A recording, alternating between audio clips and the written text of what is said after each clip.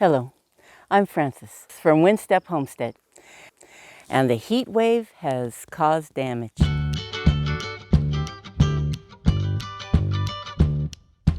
I'm going to show you a close-up of my poor green beans here.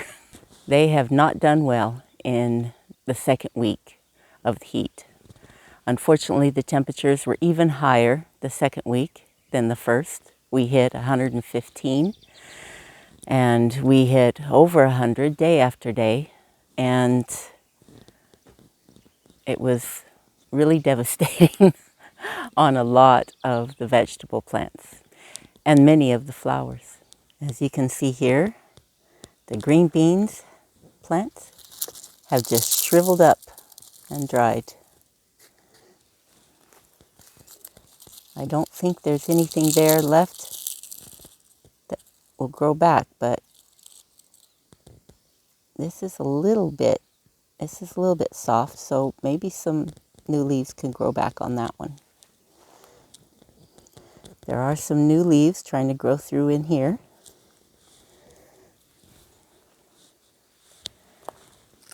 But most of these have pretty much dried up.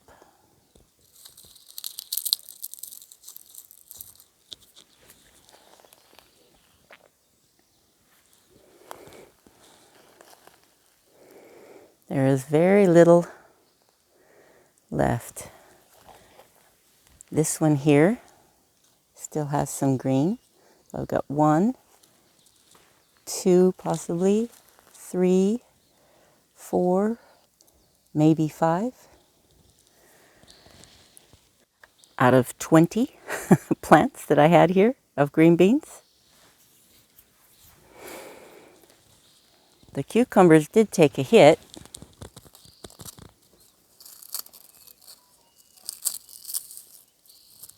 But I think they are going to make it. I think this cucumber is completely gone. Doesn't look like that's going to be bouncing back. And they definitely took a hit, but I may have 5 more plants here that are going to survive.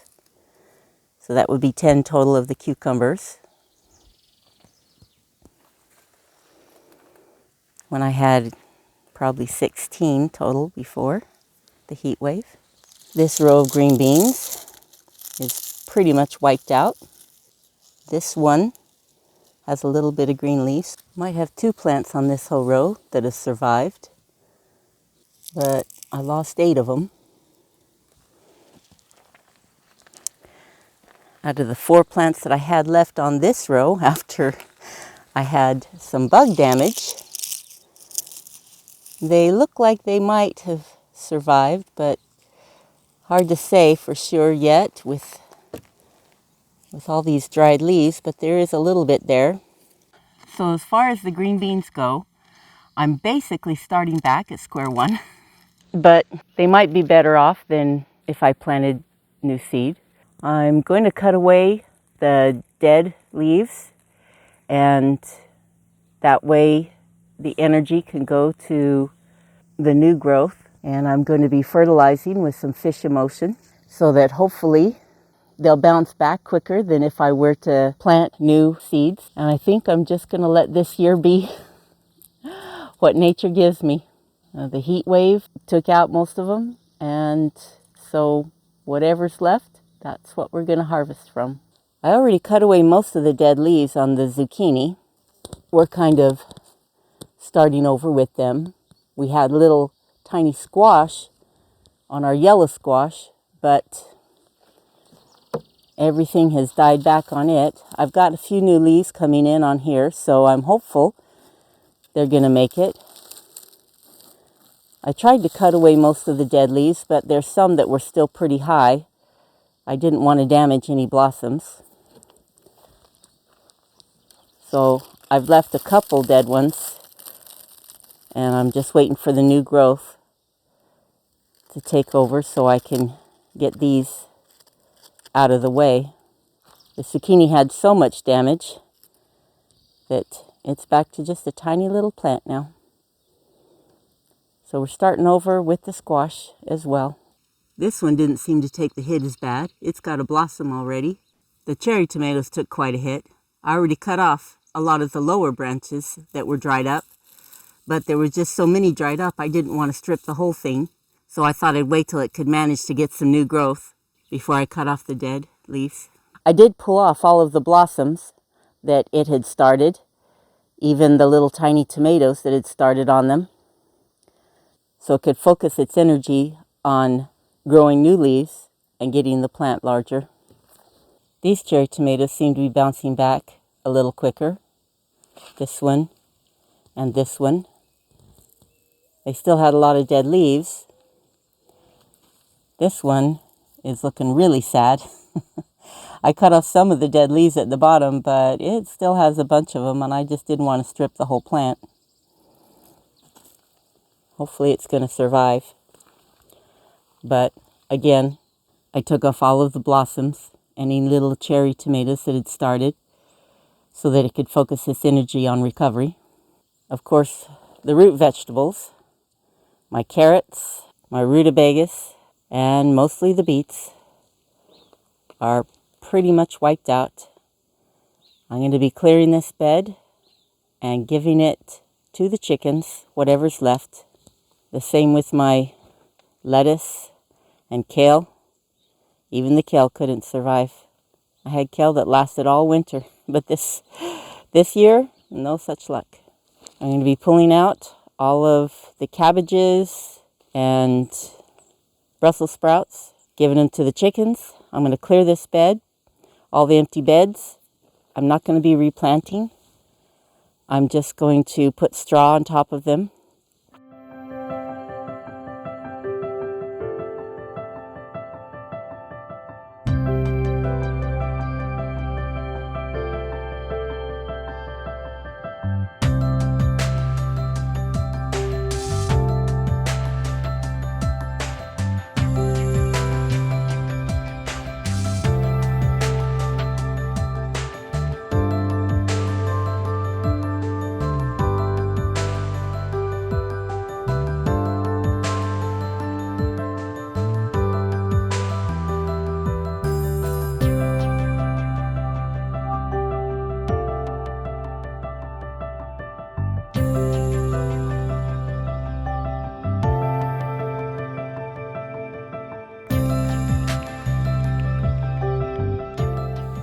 Now I'm going to clear out my lettuce and kale.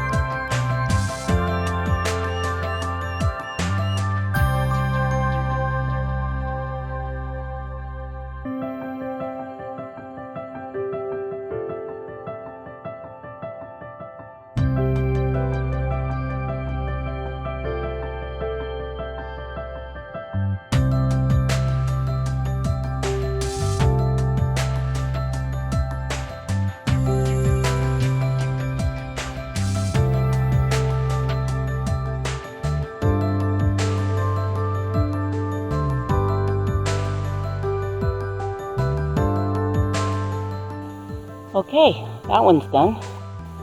Now let's take care of this root vegetable bed. I do have some cherry tomatoes in this bed. I've got the drip just wrapped around them, and I've already fertilized them with fish emulsion. And I'm going to go ahead and put some straw around the base to help hold in moisture, as well as on the rest of the bed after I get everything pulled up.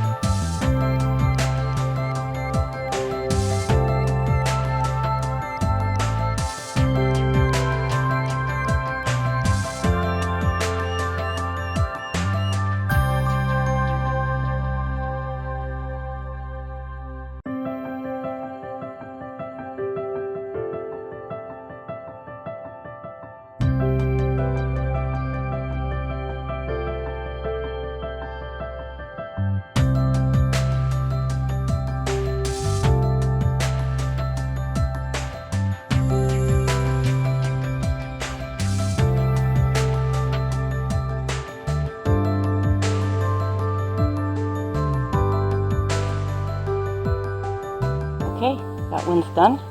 Now I'm gonna take this up to the chickens.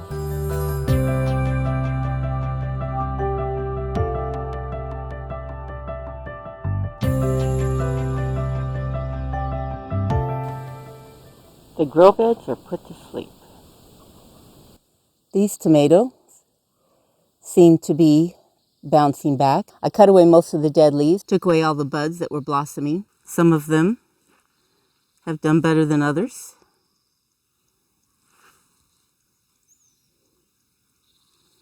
We're back to 90-degree temperatures and cooler nights. So I'm hoping that these are going to survive. This one took a much bigger hit. We'll see if there's anything left on that can still grow after they get fertilized with some fish emulsion. I have lost every single one of my rhubarb. They do not do well in heat. So for the second year, we did not have a harvest. So the multiplying onions have matured quite a bit. So I can't really use them as green onions anymore. But the bulbs are real good. And I still pull them up. They're getting larger. And they're just like regular onions. We do have a bit of good news. Our water tanks are full again. Unfortunately, it didn't happen until at the very end of the heat wave. It was suggested to us that we have water delivered in a water truck. It took us days to find someone who could deliver out here to us right away, and it was not cheap. It cost us almost $500 to fill these 2 tanks and a few of our IBC totes. But we have water again, and so we're pretty excited about that. So we feel like what has survived through the heat wave, we can keep alive, because we weren't too certain about that. It was looking pretty grim.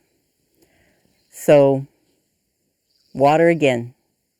And fortunately, as you can see here, the peppers have all survived. I didn't lose one single plant. A lot of the leaves, here's a couple I haven't taken off yet. A lot of the leaves dried up at the bottom, and I have taken most of them off. A few still remain as I wait for some of the new growth so that it wasn't completely bare. I'm hopeful in the next couple months that they're actually going to bear some fruit. They obviously have been stunted, so we'll see how well they do. But I'm hoping with some fish emulsion on a regular basis that they will thrive again. The ground cherries have survived the heat wave quite well, it looks like. We didn't have any loss with them. We even have the start of a ground cherry coming on. So we're excited to see how that's going to turn out, having never tried them before. But each plant has got some ground cherries developing on it, and they all look very healthy. The same for the tomatillos. They were full of blossoms the last time I showed them to you, and now they have developed lots of little tomatillos starting in, coming on. They are all doing very well. On other really good news, one of the red grape plants is actually developing leaves, and we managed to keep it going through the heat wave. It does have a little bit of leaf damage, but there's definitely still new growth coming in. So we are very excited about that, to at least have one of the red grapes. All in all, the heat wave was pretty devastating. We're down to the 90s. Big difference from 110, 115, but it's still pretty hot. So for Eastern Washington and the beginning of July, we'll see how the rest of the summer goes. I'll keep you updated. Thank you so much for joining me on this journey. I appreciate being able to show the progress of the property, of our garden, even in these devastating situations. I'm so grateful for you. Until we meet again.